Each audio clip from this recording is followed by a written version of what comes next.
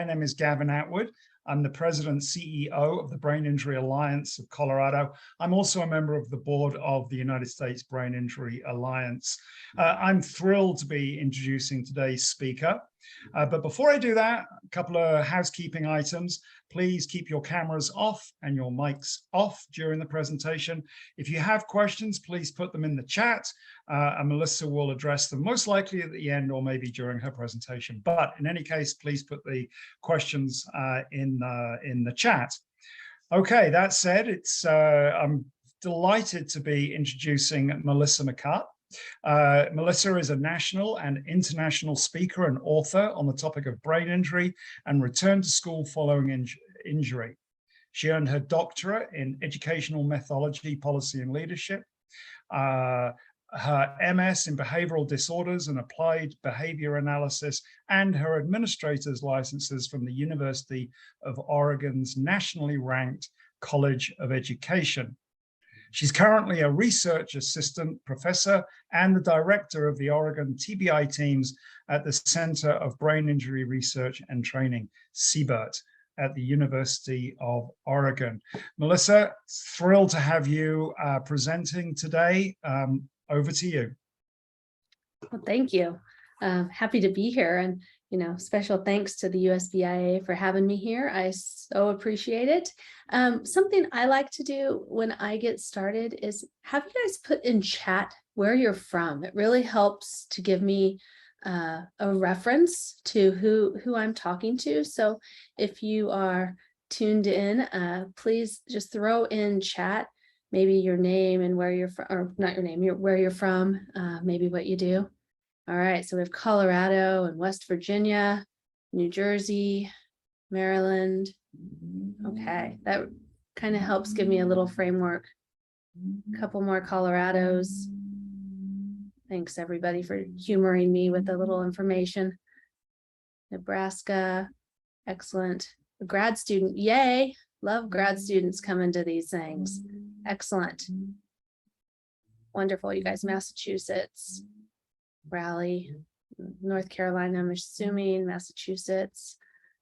Okay, well, thank you guys for humoring me. I appreciate that. We're going to get started. As you can see by the title, we're going to be talking about return to school following brain injury, promising practice and current research. And I will try to monitor the chat and answer that. If I don't get to them, I will get to it at the end. Also, if we run out of time for questions, I will leave my email and you can forward your email or your question on to me via email, and I'll do my best to answer your question. All right, let me move my slides here. All right, I have no financial disclosures. A little bit about who CBERT is, just to give you all a little reference to the work we do and what my focus is. So we are a center at the University of Oregon.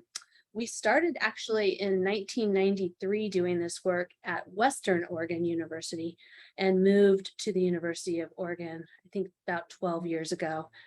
Couple areas that we are really heavily involved in right now is legislative and policy work, and I'll touch on that. I'll tell you a little bit about what we've been up to in the presentation.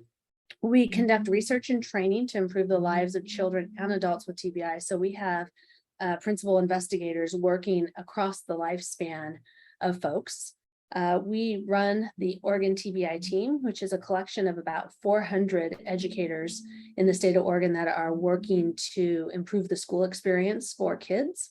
We also oversee the Oregon Concussion Awareness and Management Program, which is a group of professionals in Oregon who really work on return to play and best practices on return to play. And then we also work to create evidence-based practices for students and people with TBI. And I'll touch on a little bit of all those things as we go through. If there's anything anyone has specific questions about, please let me know. I'm happy to share. The other thing we recently have gotten involved with is creating a pediatric screener for departments of justice, so kids in the juvenile justice system. So we're working to create a screener to screen all of them and then hook them into the state TBI team. So that's new and not on the list yet.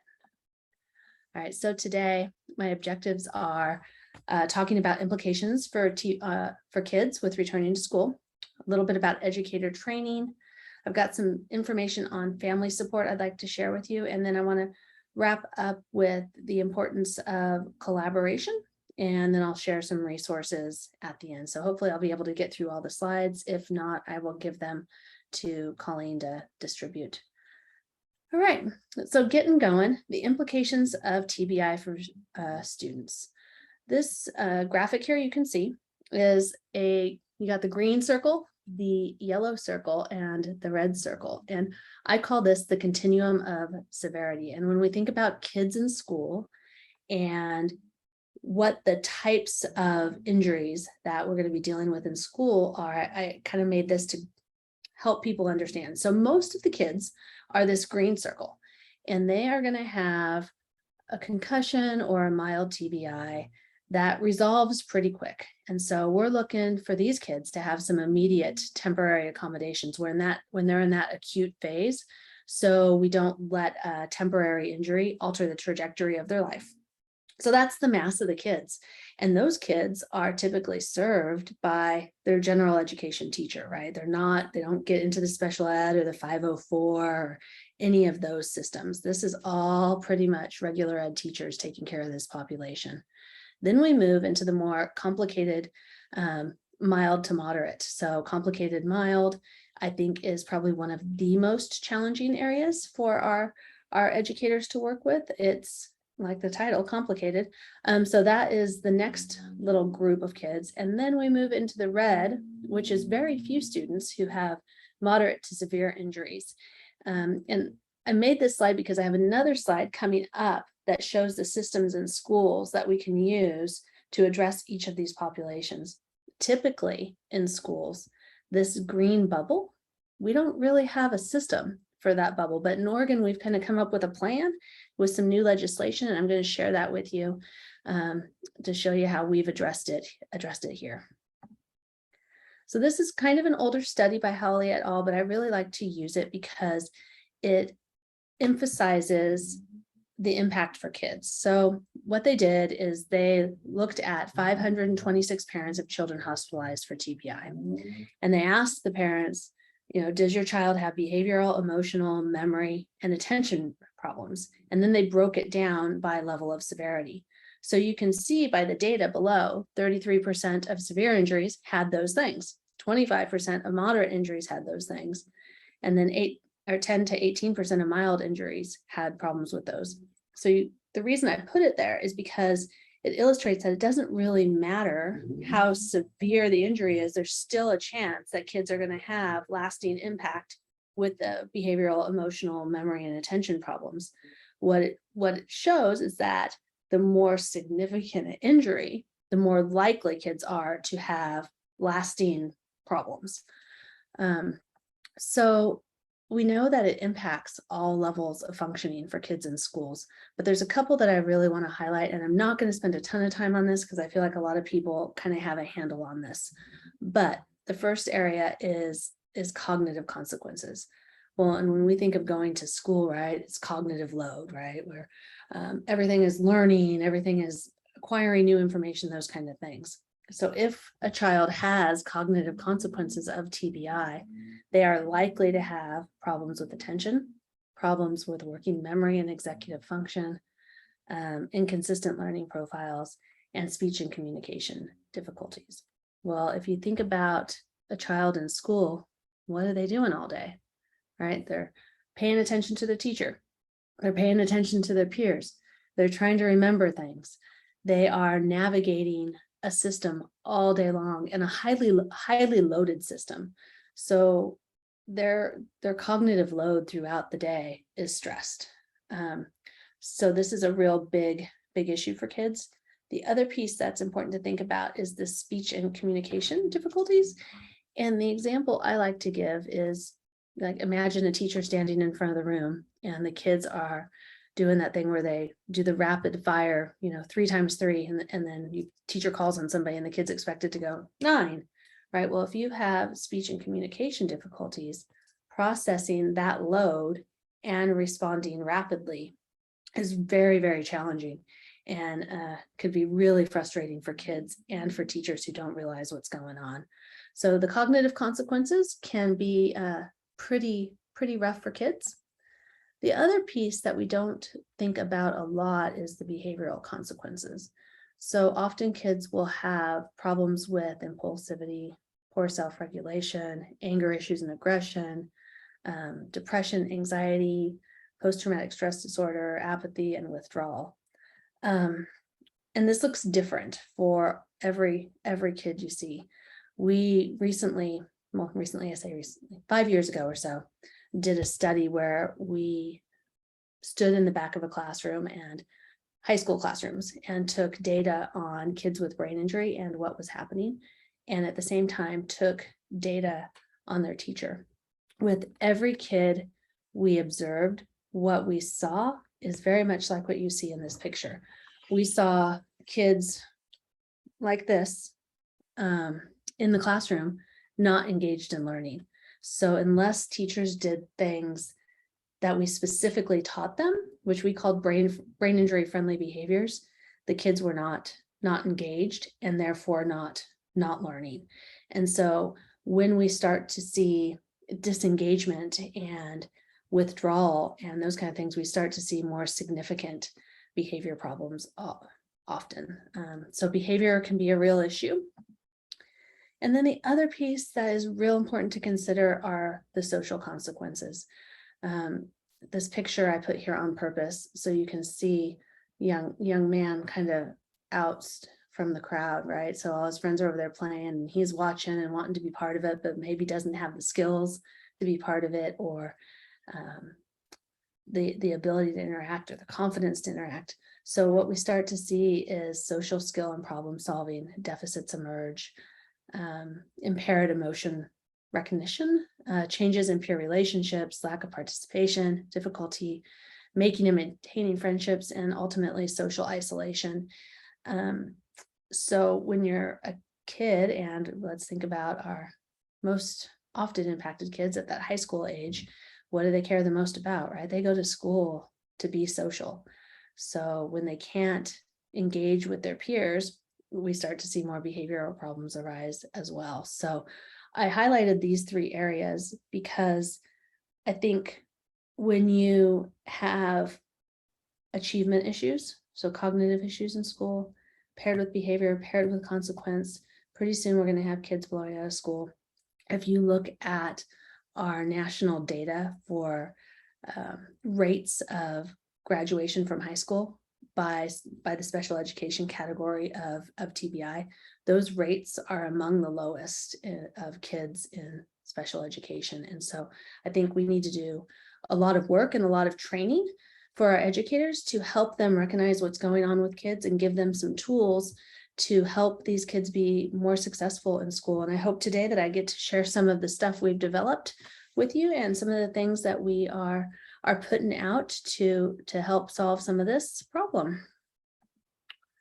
Academic outcomes, again, this is just more about the severity, but when we look at our severely injured kids, 79% in this study by Ewing Cobbs failed a grade or received special education.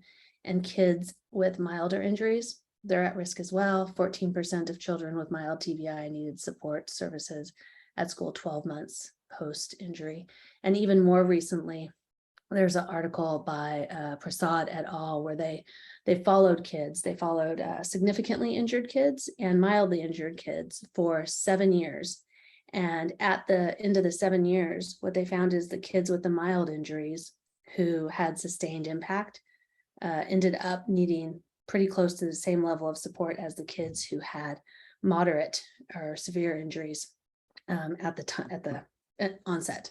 So kids can grow into those disabilities, and we have some research showing some of that. The other thing I want to talk about is developmental issues. One of the things I really work with our teams on in Oregon is that when kids are injured at a young age, the problems might not be apparent until later. And so it's real important for us when we're looking at our birth to 5, 6, 7-year-old kids that we're really thinking about long-term, what's that development going to look like? a lot of times in our school systems, when the kids are young, they won't be impaired enough to get either an IFSP, which is the plans or special education for the younger kids, or an IEP until they're older. And so a lot of times by the time they get to school, we'll say they have a developmental delay, or that they have a learning disability or whatnot. And so it's super important that we identify kids at a younger age so we can make sure, one, we don't lose the injury, and two, we don't call it something that it's not as we move into the older years for those kids. All right, this is a parent we talked to in Kansas, and she said, this is about her child. She said 2 days before her first birthday, she was in a head-on collision. We didn't realize anything was wrong until she started kindergarten and had a horrible time learning and concentrating. So it's just to illustrate that point. And this slide is to talk about the difference in our mind between what we say is return to school and return to learn. And I know a lot of people use the terms interchangeably, but I just want to, I made this slide to make the point that school is much, much bigger than learning, right? The outcome we want from school is that people learn, but really when a child navigates school, there's a ton more going on that leads to learning. So if you look at the schoolhouse slide, we take into account social interactions, the physical challenges of school, cognition throughout the day, physical health, language development, actual learning. And that represents things like riding the bus to school, knowing how to get to school, getting to your class, navigating your locker, taking all the things with you that you need throughout the day, having a plan to make sure you have a pencil, or even a pencil that's not broken that you can write with, right? There's a whole lot going on before we get to the point of sitting in the desk and learning. So I made this slide to really illustrate the point that in order to get to the point of learning, there's a whole bunch of stuff going on that we need to consider for kids. So what's the long-term outcomes like? I touched on it a little bit, but right now long-term outcomes for students are low rates of enrollment in post-secondary education. We have many kids who don't even graduate high school. We have low rates of employment, low rates of independent living, and really high rates of criminal behavior and incarceration. In fact, if you look at the research on this, I think it ranges anywhere from 20 to 80% of incarcerated people have a brain injury. It just depends on what article you're looking at. But even if it's 20% of all people who are incarcerated, that's a really big number. And so we're doing some work around what to do with that. And I know some other groups besides CBERT are working in that lane as well. So I think we're going to have some really great stuff coming out pretty soon for those populations.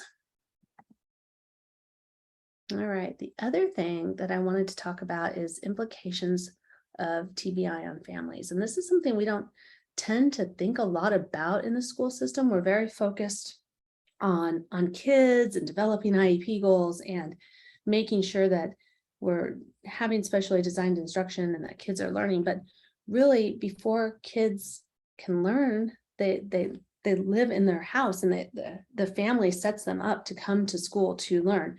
And so we need to consider the implications on families. So families, we know that families of children who have brain injuries have increased distress. We know they have anxiety and depression. We know that there's deterioration in family functioning that may persist many years following the injury. And oftentimes there's financial strain. And so I think it's important for educators or people working with educators to think about these things, because we don't really have a system in schools to address this. So I often tell our teams, what's different about working with kids and families who have brain injuries. And this is the point, that the families are very, very stressed and very strained, and that we need to make time to to hear the story of what happened to their child. We need to make time to establish trust with these families. We need to find ways to give them resources, either for training with how to work with their child, or access to financial support, counseling, support groups, those kind of things. So I think that is really important. And as Mark Ilfesacker famously said, we need tools for working with clients outside the walls of the hospital or clinic and the environments where they go to school, live, and work. And when we think about kids, that is the school and the home. And those things are vital for children. So we have a couple things that I can share as resources in this area. CBERT has what's called Family Web, and that's the website there. You can see cbert.org/family support. And this is I forget how many layers, I think it's got 7 courses on taking care of yourself as a caregiver, how to communicate, a toolbox of things that you can use to work with your person, creating a good home environment, creating routines, and problem solving. And so it's basically to train the family to live and be and take care of your person with brain injury. It's totally free and available. Take a look at it if you like. It's a little dated at this point, but it still works. And we're hoping at some point that we can update this, put a new, more modern touch on it, but it's got some great stuff in there for families. The other thing that you can share with families, it's called the TBI Events Portal. And this is through the state of Washington. They contracted with us at CBERT to create this for them. And so on this events portal, they have, and I'm going to share this with you real quick, they have support groups that are available to anybody in the whole country. Oops, let me pull this down so you can see that. Right there. So if you go to tbieventsportal.org and go down to this Washington TBI support groups, they have a big list of these little tiles down here. And what you can see are the topics. So some of them are listed as private, so we can't openly register for those, but the ones that don't have the private in the corner, anybody can sign up for. So this one is recognizing cognitive distortions, and anyone can sign up for that. This is for veteran experiences, restructuring thoughts and emotions, mindful self-compassion. So the list goes on and on. They have one for providing gratitude and the dates, and you just click on register and anybody can register, and the state of Washington is more than happy to share this with folks. So this one is creating respite for caregivers, and they post bunches of them on here. Let's see if anybody has any questions. Yeah, they are great resources, and sure, I can put those in the chat. Let me do that real quick for you. Here is, let's see, that is the TBI support groups. Pull this back up. And then this is the TBI events portal. And then I'll have to find the family one off my slides here.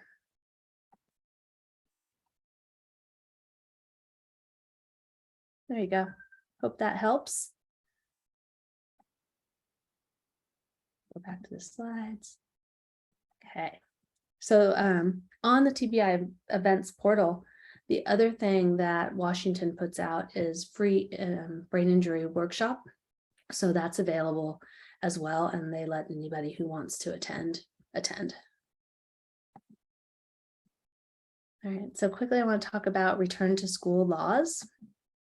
All 50 states have return to play laws that include education, removal from play, and return to play. Right now, we only have 11 states, unless I've missed one recently, but 11 states that have return to school or return to learn laws. And some apply to only student athletes. few have directives included, and few have supports built in. So I participated in a study that looked at the components of each of these return to school laws, and we kind of made a rubric and looked at the different kind of metrics for them. And what we learned is these 3 bullet points. And so we were working to create some guidance on how to make return to school laws that actually are going to help all kids, because not very many of the actual kids who need accommodations or a return to school plan are actually athletes. So hoping to get that a little bit more robust for folks. So in Oregon, we have a new one that is, we call it our House Bill 4140, but it is actually a return to school legislation. The goal of this legislation is to not let a temporary injury alter a student's life trajectory. And so I want you to think about said soccer student here, and she's in high school and she has a 2.5 GPA, maybe not the best academically, but she's a stellar soccer player and she wants to go on to college to play soccer. So what's the minimum requirement for most colleges that aren't a junior college? It's a 2.5. So say she gets a concussion and the symptoms and the problems last 2 months. 2 months in high school is a big chunk of a term. And so if you're not academically achieving during that 2 months, a student who likely had a C in a class with 2 months of not being able to function well will likely go down to a D or an F. Now, what does that do to a student's GPA when you've got 4 or 5, 6 classes during that time? It tanks her GPA to below a 2.5. And then what happens? The life trajectory of that student is altered because now they can no longer go to that division 2 or 3 school that they wanted to get into with their 2.5 GPA. Now they have to go to maybe junior college or maybe not go to college at all.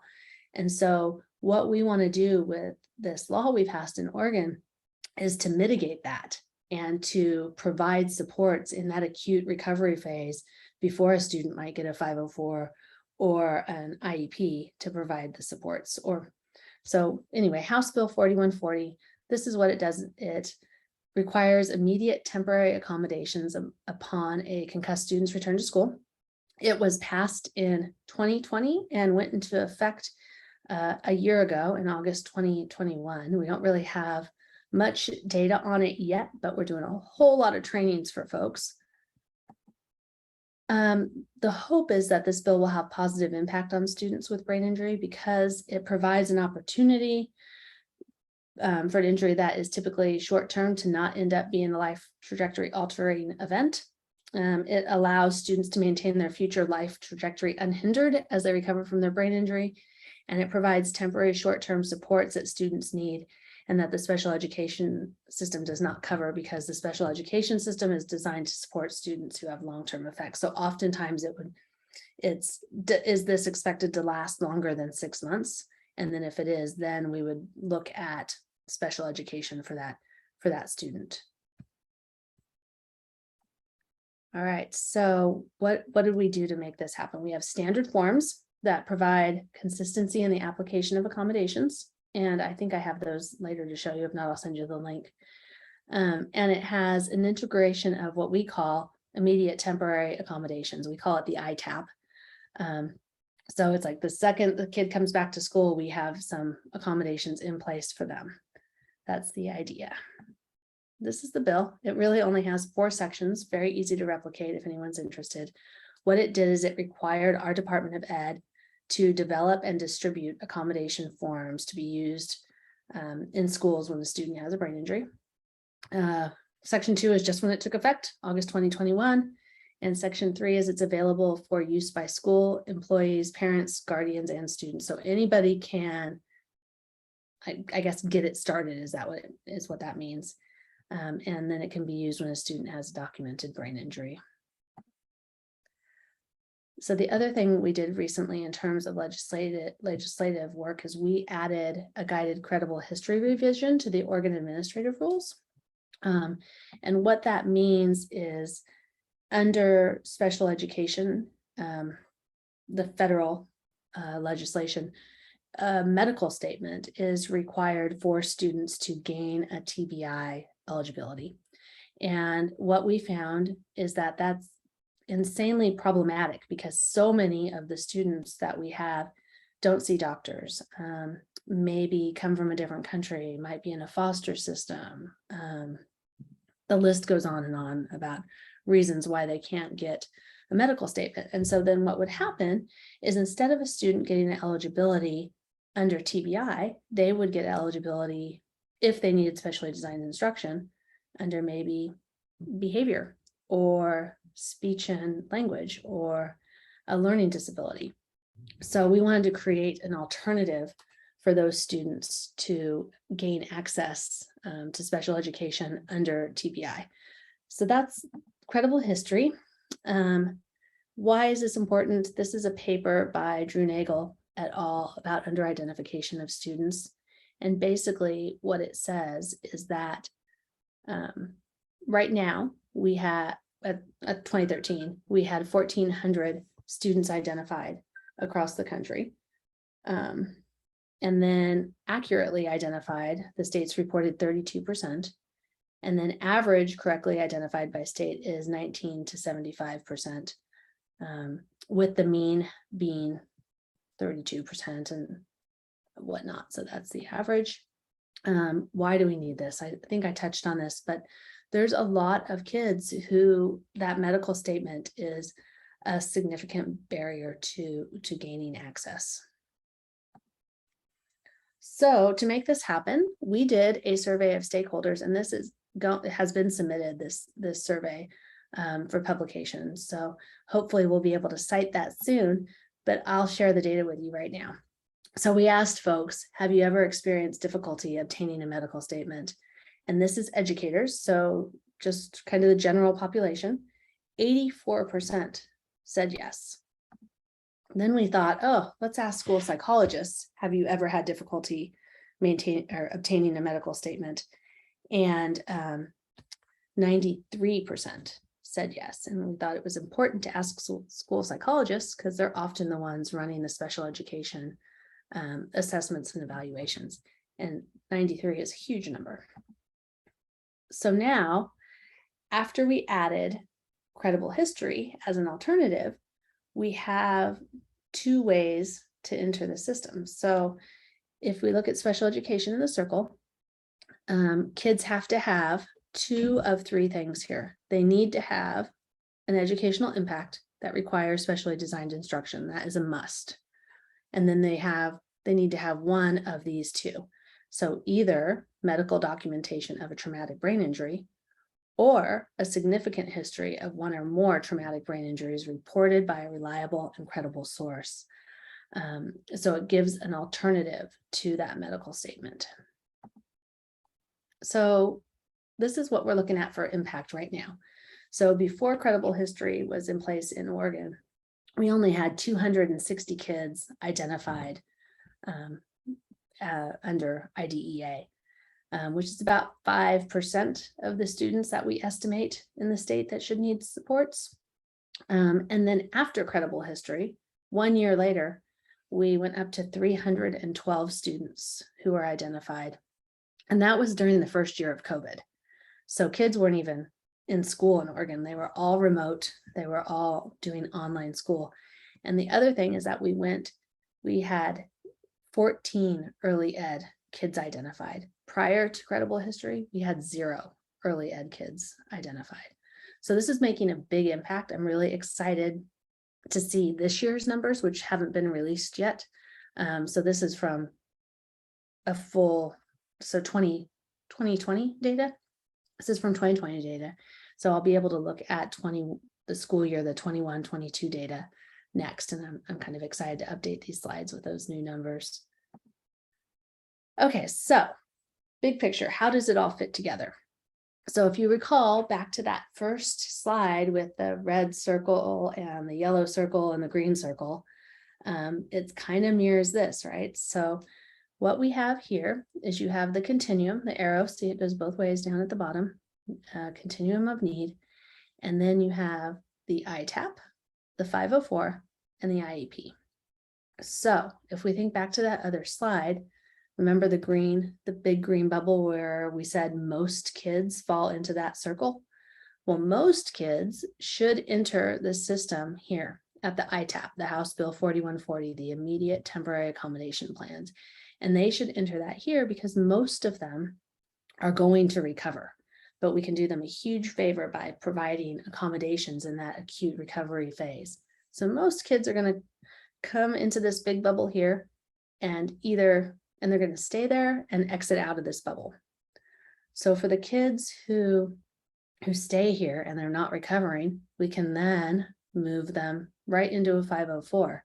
And this immediate temporary accommodation plan provides some of the data we need for a 504. So it really helps make this process between the two a little more fluid. And so we can move kids into a 504. If we move them to a 504 and we find that that's not enough, we can then move them into an IEP. Now, what's beautiful about this system is kids can enter at any point and they can go back and forth based on their needs. So say we have a child who enters the system with a severe injury and we give them an IEP and they start to get better and they recover really well. We can move them to a 504, we can move them to an ITAP. A kid can enter at a 504 and move either way. And so the idea is to make it really fluid and to use this ITAP to fill a gap in the provision of services that we didn't have a system for within the schools. And so this is pretty exciting. We're really starting to get some traction with the use of the ITAP and hoping as schools go back to more and more normalcy that we'll really be able to get that going across the board with schools. Okay, so we have all that in place, but then we have the other piece about our educators ready for this? And the answer is yes and no. And we have to give them the tools to be ready for it. So a little bit about what we know about teacher training. So this was a survey that looked at 352 educators, and we asked them, have you had training in TBI? This was done in 2016.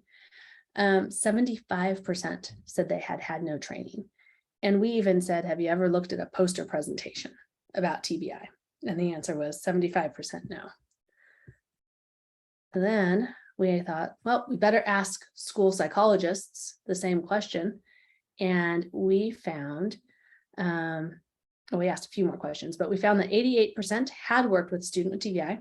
78% of our school psychologists had held a master's degree or higher.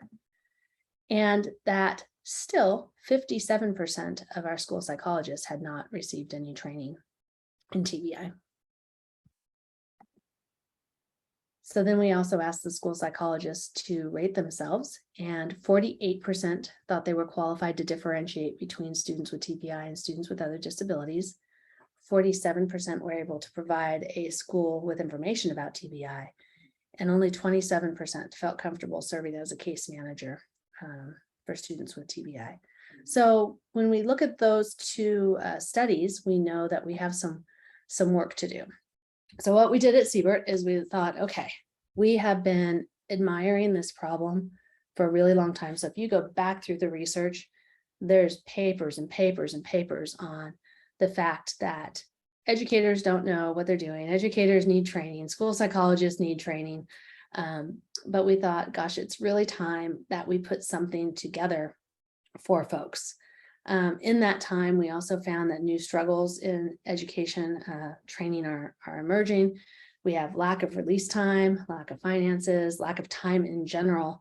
And on top of that, the pressure for educators is really high. They have really a ton going on and a lot of expectations. So we thought, let's make them something that they can do on their own time, that is evidence-based and we know works. So what we built is a program called Concussion in the Classroom: Best Practices for Student Success.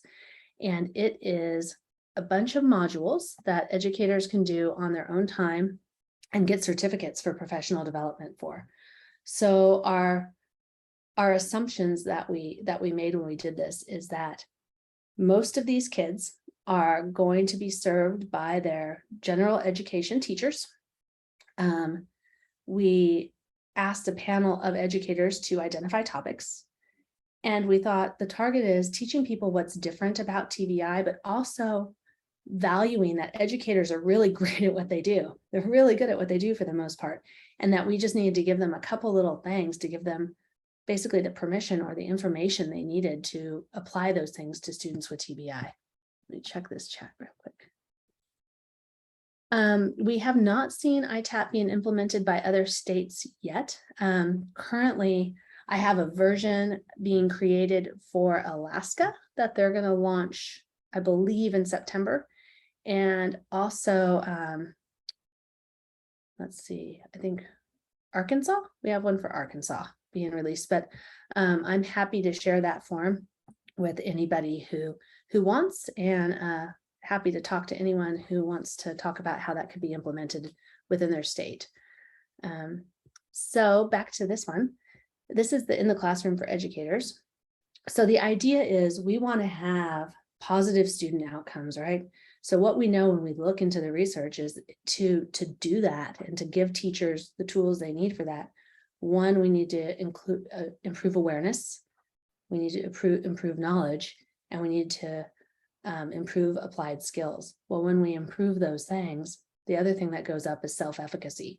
And when self-efficacy goes up, people's willingness to try things and to dig in goes up. And so this is kind of the premise of our In the Classroom program.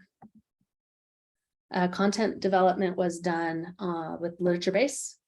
We got some LearnNet content from Mark Hillisacker and Tim Feeney. We did interviews with educators. We established partnership with Colorado, Ohio, Oregon, Pennsylvania, and Alabama, and all their brain injury brainiacs in those states, and kind of brainstormed the heck out of it with them. And then we have ongoing input from an educator advisory panel on it. And we're constantly redeveloping this thing. The instructional design is text, video, and testimonials. It's got resources that are printable, forms, links, case studies, and interactive training. What we really wanted to do is not have a boring PowerPoint for people to watch. We wanted to create something that is based on real evidence-based instructional practices. And I think we achieved that. You'll have to get in for yourself and see what you think. But quickly, there's a couple topics. You can see each one has multiple. So Return to School has these 2 modules under it. If you were in it and you could click on Screening and Services, you'd see more modules pop down. Accommodations, modifications, classroom strategies, social interactions, behavior, transition, parent communication, and resources are all topics on there. Okay. All right, so we did 2 studies on it. We did a randomized control trial with 100 classroom teachers in Ohio and Oregon, and we randomly assigned them to either our In the Classroom program or the LearnNet website. And they spent a total of 5 hours going through both of those things. I stood in the back of the room, made sure people weren't on Facebook. So they actually did it. And here's what we found. Oh, we also did an evergreen evaluation, which is a quasi-experimental study with 81 educators in Washington. And what we did is put them all online with supervision. So the 2 studies, one was me standing in the back of the room, making sure they were doing what they needed to do. So kind of a clinical evaluation. And then the other one was out in the world, like they would do it in the real world. So we measured knowledge, skill application, and self-efficacy. And in all 3 of those domains in both studies, we found statistically significant results. These are the websites for them. I'll put them in the chat for you. Oops, let's put that in the chat. Returntoschool.org, and I'll actually show that to you real quick.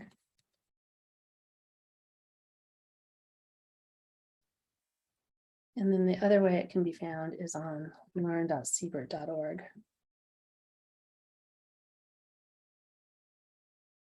Okay, so let me show you these real fast. So this is returntoschool.org. Currently, we have 3 states that are engaged in this. If you want to scroll through the different states, you just go over to this little button over here on the side, click down and pick the state you want to check out. They've been customized to each state, but I will put you in Oregon. What you do to find the return to school program is you go to learn and you go to training. And there it is right there. The other thing that's on this website are recorded webinars. So all the CBERT recorded webinars are here. They're free for use and they all provide certificates of completion at the end. There's many, many of them. And then we also have videos. So any of the videos that we create for educational purposes are available on this website. We also have tools. So if you are an educator and you want to navigate all the different tools we have, you can see them there. If you want to learn more about inflexibility in TBI, simply click on it. It downloads, and there you have your handout for inflexibility. And you can see there's all the different types. If you're an administrator, research, this is a fun one. This is all research articles that we take and kind of take the academic reading out of it, because not everybody wants to read a research article. So we'll take say this article and we will turn it into if you read this article, what would be the takeaway as an educator? We call them research matters. And then we just break it down so you can read it real fast and learn what you need to do in practice. This one was about cognitive behavioral therapy. So we do some stuff like that. That's really, really fun. And then, yeah, so those are the tools on that website. Let me pull this other piece back up. And I only have a couple minutes here, so I am going to scroll past some of this. Basically, what we're talking about in these slides is that we need hospital to school transition. We need school or hospitals and schools to talk.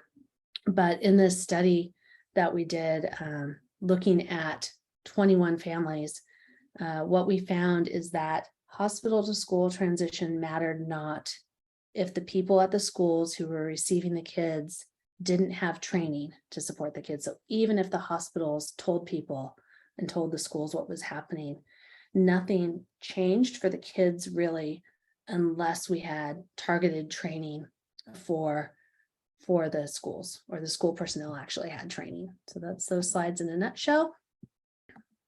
Let me get to the end here real quick for y'all. These are samples of the forms that we use in Oregon, and they'll be there for you to check out. And then here's the research, some of the research articles that I quoted today, so you can find them if you're interested. And then the resources that I've been putting in the chat. This is returntoschool.org, learn.cbert.org. We house all of our virtual training here. This is in the classroom after concussion for college, so we have a college version of that. And then if you follow CBERT online, we post all the time about what we've got going on and other people's evidence-based practices.